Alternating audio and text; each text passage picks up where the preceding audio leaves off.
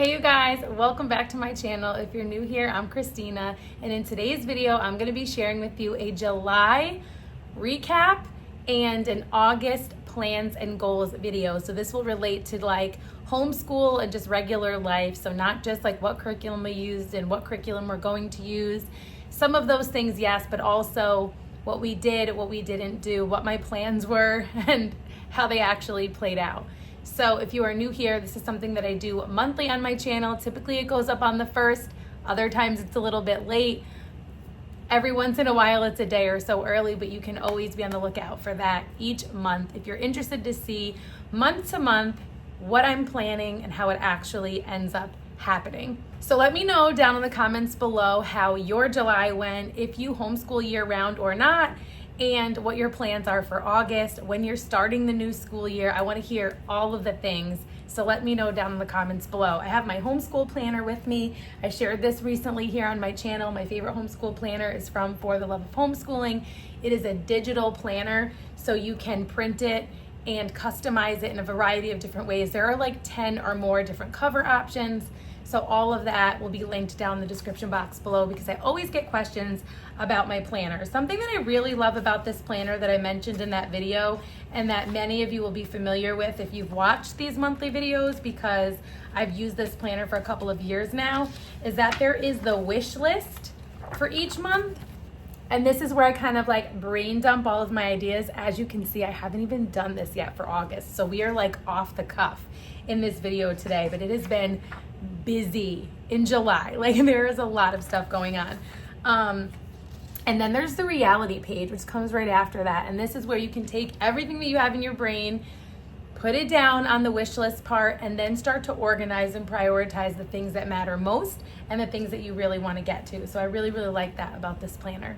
I have my old planner here too. I had a different cover for this one, and I just printed out the next couple of months. And that's another thing I like about a digital planner, is that you can reprint, you can print a couple months at a time. If you want to have the whole year in there, you can do that. But then if there are like spills or you mess things up, you can reprint, and it's just great. So I did not, I don't think, create a list for July either, you guys. This is just like keeping it real life. I am looking here and it looks like my last planning page was for June. And it may have been because July had so many things like just planned already that I was like, I just can't even. So we're just gonna talk about what we actually got to in July and what I have planned for us for August. So July was super fast, and I say this, I know, every single month, but it really does truly feel like every time I sit down to film this video, I'm like, we're here again already? Oh my goodness. So July, we did a little bit of travel, as has become part of our rhythm of homeschooling. And so in July, we traveled to the Poconos and we got to visit 3 different Airbnbs. Another thing that happened in July, just a couple of days ago, is I launched a new branch of my business called Rooted Home Life Media. And it is really to start to capture some of that work I'm doing to photograph and take videos for and promote these Airbnbs, and also just to provide them content. And this came about because I was invited to be an exhibitor at the Poconos short-term rental conference that's going to be happening in the Poconos this month on the 24th. So if you happen to be a short-term rental host or owner, or you want to start an Airbnb or something like that, definitely come check out the Poconos short-term rental conference. I will be there, and you can visit me and you can get lots of amazing insight from amazing speakers, all surrounding around the different topics of owning your own short-term rental or Airbnb. So I will put that in the link down below just in case one of you is interested in that. But I share that just to say that was something that happened in July. Like I just randomly launched a new branch of my business, which was not something that I had planned on doing, but it just was kind of one of those things where all signs pointed to go, and so we went for it. The other thing that I did in July that wasn't planned is I launched a podcast. So that is a little bit of a sneak peek. I will be doing an official announcement here on YouTube about it, but yes, I have launched a podcast. I have a trailer up. I'll put it in the description box below, but I have not officially launched my first episode, but it is coming next week. So I'm so excited about that and so excited to share more about what it'll be all about.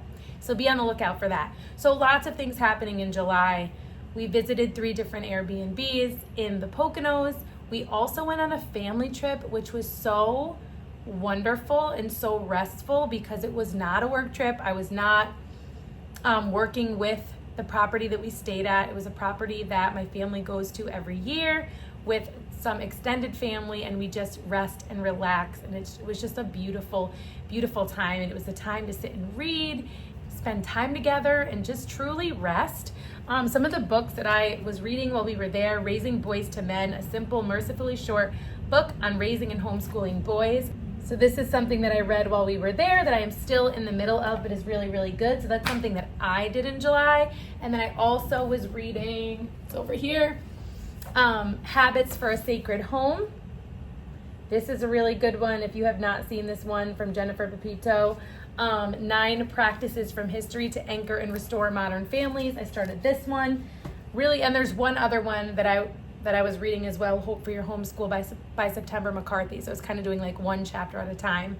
So in thinking about if we were learning on that trip, if we were learning when we went to the Poconos, my kids did bring some of their work with them. I did bring like the preschool books from The Good and the Beautiful for my 4 and my 5-year-olds. We did a little work in that. I brought creative writing from The Good and the Beautiful, as well as her independent reading books for my 9-year-old. And then my older boys, I focused more on them bringing their independent reading books and their devotionals so that they had time to like read and reflect and really grow stronger in their faith. We also did some read alouds at nighttime together as a family. I brought our devotion that we were doing, which is wonderful, 8 Ancient Psalms Ever New. It walks you through the Psalms. And then we are still, this is kind of embarrassing, we were still reading The Long Winter in the middle of summer. I think we have 2 chapters left. We have 2, we're almost done. We have 2 chapters left. So we've been doing some of that. We've been doing Ancient Civilizations, which I do believe, if my memory serves me correctly, that in my July plans and goals video, I said that my goal was to finish Ancient Civilizations in July. That did not even come close to happening, you guys. Just yesterday we did lesson 11, so which means that we are just past halfway through. And so the reason being, though, is that lessons 10 and 11 in here, if you're familiar with Ancient Civilizations from Gather Round Homeschool, this is what we're doing for ancient history, is about China. And so lesson 10 is China Rises, and then let me find it. Yeah, lesson 10 is China Rises, and then lesson 11 is China's Reign. And I had been holding on to this unit from Thistles and Biscuits, all about China. It's been a while since I've mentioned Thistles and Biscuits, but I used to talk about them all the time. They're one of the first like printable resources that I've used homeschooling, and this one is all about China. And I just love that they're like simple but also deep. And so we went through this whole unit in between those 2 lessons about China. And it was really interesting because in Ancient Civilizations, obviously it's talking about China in terms of ancient history. And while this does also touch on history, this also talked about like more like Chinese culture and stuff like that. So that was really cool. It comes with these like little cards that we took turns reading about different things like gunpowder and tea and the Great Wall and Chinese dumplings. And it also had like these really fun little hands-on activities for my younger kids, like coloring the Chinese flag and coloring the red-crowned crane, which is their national bird, and their national tree, which is the ginkgo, their national flower, which is the plum blossom. So there's a lot of really fun things for my younger kids to do. So that was really fun. And then like mapping. And yeah, so really love this unit from Thistles and Biscuits. And then another thing that we started to go along with it, so I don't feel as bad about the fact that we have not gotten further along in Ancient Civilizations, because we actually sort of paused to add in and connect some of our other learning that we wanted to do. And so if we do Christian Heroes Then and Now quite frequently. I love reading these missionary stories, specifically with my oldest 2 boys. And so I had 3 that were specifically missionaries to China: Gladys Aylward, Hudson Taylor, and Lottie Moon. And so what I was planning to do with them is, because usually we alternate, we'll read A Christian Heroes Then and Now together as a read aloud, because I love doing it with them because it opens up so much discussion and it's just a connection point for us. And then the next time they'll read one independently. And I like that a lot too, because then they're telling me about it because I'm not reading it. So we did select those. We decided that we are going to read Gladys Aylward together. And my oldest, who's 16, is reading Hudson Taylor, and my 13-year-old is reading Lottie Moon. And what they have done a few times in the past, which is really cool, is gotten each other so excited about the other book that then when they're done, they swap, which is so cool. And even when they haven't, they're still talking about it and learning about it, and it's just really, really cool and a great way to build their faith. So that is another way that we're connecting into ancient civilizations, by doing another little mini unit about China and then also reading about missionaries to China. So all of these different connection points coming together is just such a rich, sort of like authentic learning experience, I feel. They're also doing some timelining of all of those things in their notebooks. So we do notebooking some months more than others. And timelining is something that we've done like in the back of their notebooks so that they can like always have a place for it. So like the very last page in their notebook is from year 2000 to now. And then before that is like the 20th century. Then the next page is the 19th century. And like, so it goes all the way back to BC. And what's really cool about it, doing it that way, is that all these different things that we're learning in all different units and plugging them in, they start to see the interconnectedness of things that are happening like at different places in the world, but around the same time, or like what happened first or what happened next. And so that's been a really cool experience that I've really loved for them a lot. So another thing that is really interesting as we're working through ancient civilizations, and this speaks to kind of like, so I'm jumping around here a little bit because this will speak to kind of where we're going in August. As we look at some of the things that we have coming up next, like lesson 13, we are talking all about God's chosen people. And what's really cool about this is that what we're tying in with this is why we're not in a rush, because there's just so many rich opportunities to connect to what we're learning in here. We are going to be going through this Artsa box. If you're unfamiliar with Artsa, it is a box full of things from Israel. And the theme of this box is renewal and resilience. So I'm gonna share this with you because this is really cool to have, even if you don't homeschool. This is a really cool gift. We've even gifted like one thing from it to different people. I love the way that it's put together, the quality of the products, the variety of the products, and so much that you can learn about the Holy Land in a hands-on, tangible, authentic way.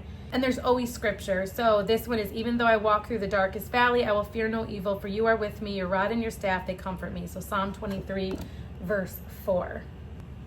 So I wanted to share with you as I go through all of the different things that are in here. So this is really cool. This looks like this is some kind of like wristlet or purse. Oh, this is beautiful. Love this. I feel like my 9-year-old is going to try to take this, but this is lovely. There's a little inside pocket. This is really cool. Wait till you see the variety of stuff that's in here if you're not familiar with the Artsa boxes. Next up, we have granola, which is oatmeal with halva and dates. And what I love is the quality, like again, the quality of even like the food items and the personal care items. Like I'm just finishing up a foaming face wash that I got from them that was made in Israel. That was so lovely. So I'm really interested to try this. We love granola, so this is going to be great. Heavenly Pop, this is gourmet popcorn from Israel. Again, I know they are going to be all over this. Oh, this is beautiful. The earth is full of beauty. So this is like a sweet little decor piece. I think these are poppies, right? Yeah, definitely poppies. Next up we have, I don't know what this is. Tahini. That's exciting, to make her own hummus. This is tahini. That's really cool. That's going to be fun. Next, we have Dove of Peace. Oh, that's beautiful. Oh, it's a magnet. Oh, I love that. Next up, we have Orchid Dew Golan Sweet Embrace. Oh, I think this is like a diffuser situation. Yes. So this is the kind of thing that I was saying like would make a great gift for someone. And then lastly, we have Organic Wellness Wild Rose Facial Wash. How great is that? I was just saying that I just finished up a facial wash that they had sent me before. So this is organic certified. See what I mean about the high quality? Oh, I'm so excited about this. So I have a facial wash now that I get to try. How cool is that? And I just have to share because it's not just random things that are selected. I love the intentionality. It says, as you lift your lid on this season's Arts Box, we are once more writing to you from a country amidst the trials of conflict.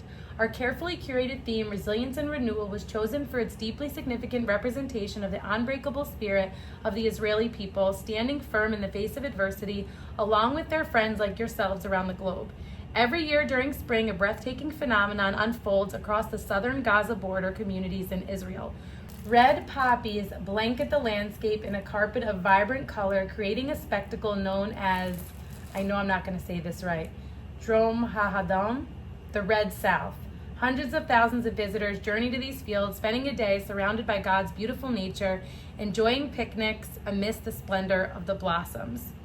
So what I love about this is that this is not just like, oh, look at this pretty thing. It's something about Israel's culture that my kids can connect with.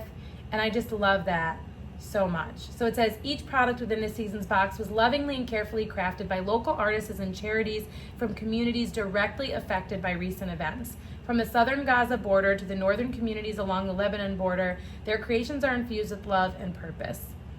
So I wanted to share this with you as something that we are going to be doing in the month of August. I've shared Artsa before, but it's kind of been a while. And so it's a great way if you want to talk to your kids about the Holy Land in like a unique way to help them learn about it and to support those artisans. And also, like I said, it makes an amazing gift, either the whole box or just pieces of the box.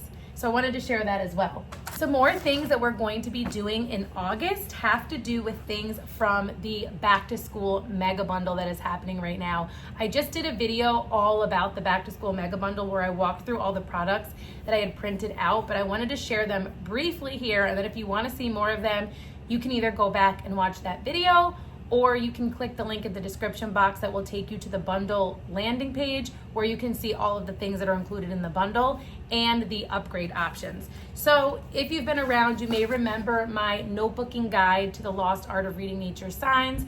This is what I included in the bundle, which was just an updated version that has some more hands-on activities for kids to do to go along with the book.